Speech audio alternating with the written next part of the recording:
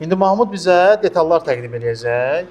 Baxın, İlk iki hissəyə aid detal gətirmişəm. Biri filtrdir, transmissiya filtridir. Aha. Hansı ki, kağız tipli olan transmissiya filtrlərindəndir Toyota'da. Bəzidə iki növdədir də, yəni bəzi modellərdə bu tam metal süzgəc formasındadır, hansı ki, yuyula bilər və yenidən istifadə oluna bilər. Bir də kağız tipində, yəni hər dəfə transmissiya mayesi dəyişiləndə o əvəzlənməlidir. Bu transmissiya filtrimizdir. Qoy onu göstərim, sonra keçək digərlərinə. Baxın, bunu da açaq göstərək. Plasmas olan deyəsən. Plasmas metal fərqi yoxdur. İçinin elementi kağız və metal olmağı məsələsi var. Əsas burada. İçi metal. Hə. Baxın, bu görürsünüz, bu korpus. Korpus haqqında danışacağım. O başqa məsələdir. Burada da öz kipkəci var. Bax, bunu göstərək. Məsələ nədir? Baxın, içi kağızdır. Bunun metal olanları da var. Amma, yəni bu formada, amma metal. Yəni, nə deyirlər, dalğavari, amma metal formada olanlar da var. Onu da hər dəfə dəyişəndə dəyişmək lazımdır filtri. Həmçinin kağızda hər dəfə dəyişirik. Çünki bunun yuyulmağı, bunun içində olan o aşkarların da, deyək, təmizlənməyi mümkün deyil. Və siz transmissiya mayesini dəyişərsiniz, amma bunun keçiriciliyi düzgün formada olmaz. Transmissiyada təzyiq düzgün olmasa artıq ötürmələrdə problemlər və yaxud da transmissiyada qlobal problemlər yaşana bilər. İkinci məsələ nədir? Bəzən çox keyfiyyətsiz, çox ucuz filtrlərdən istifadə olunur. Qəti şəkildə ona qaçmaq lazım deyil. Çünki keyfiyyətsiz filtr gözlə görülməyəcək qədər bu korpusda, ölçülərdə, formasında fərq olanda artıq bu yerinə tam düzgün oturmur və təzyiq itkisi yenə də baş verə bilir. Bu da transmissiyanın ömrünü qısaldır və yaxud da ümumiyyətlə anidən xarab olmağına səbəb ola bilər.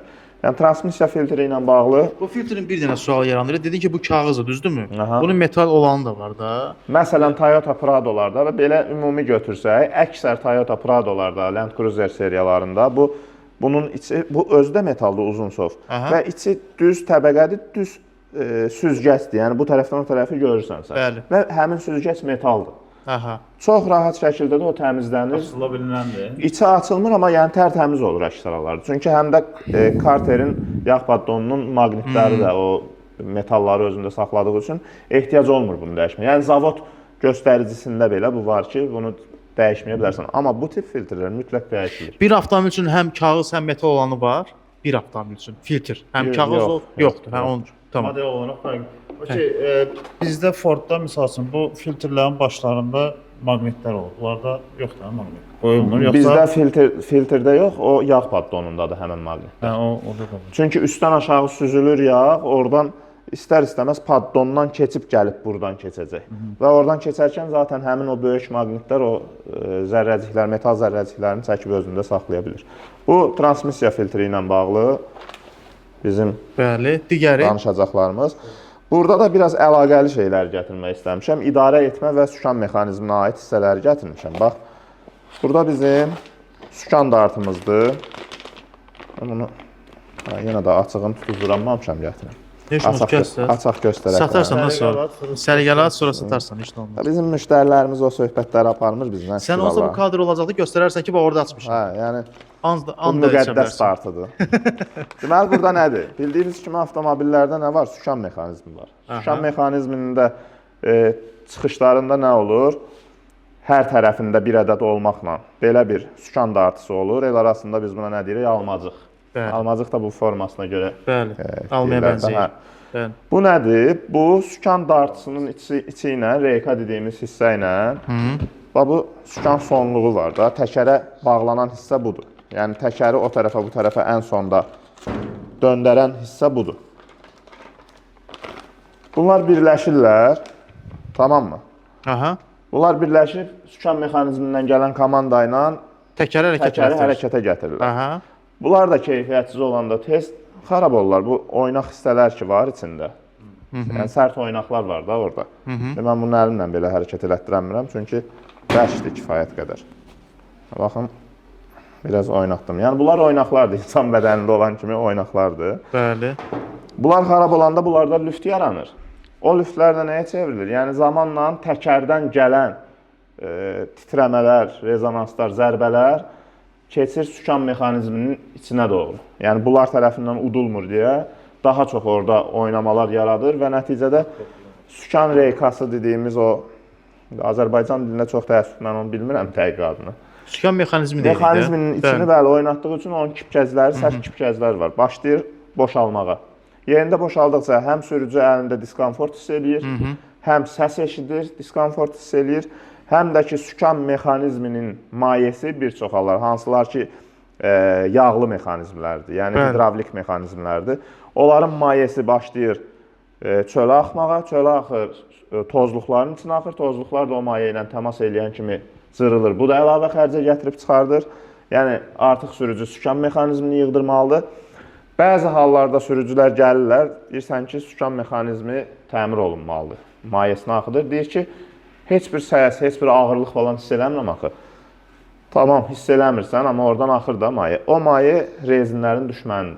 Aha. Yəni o maye təmas elədiyi istənilən rezini məhv eləyir. Oradan daman yağ hara gəlir? Burada bizim alt idarə etmə qolunun oymaqları. El arasında deyilən adı razvalni futulkalar. Bu, bayaq həmin dediyim şeylərdir. Bu, bir çox Prado'da, Land Cruiser'də cırılır, çartlayır, artıq yararsız alır, amma insan onu hiss eləmir, sürücü hiss eləmir. Çünki maşın həqiqətən o qədər kipdir ki, dözümlüdür ki, sürücüyə bildirmir. Bir çox vaxtı bu tam cırılanda sərt tormozlamalarda bir çak səs vurma hissi olunur maşında. Baxın, görürsünüz, bu nədir? Rezin metal oynaqlardır, birləşmələrdir. Gəlir həmən bu idarə etmə qolunun rezin hissəsinə o maye təmas eləyəndə artıq bunun da ömrü getdi.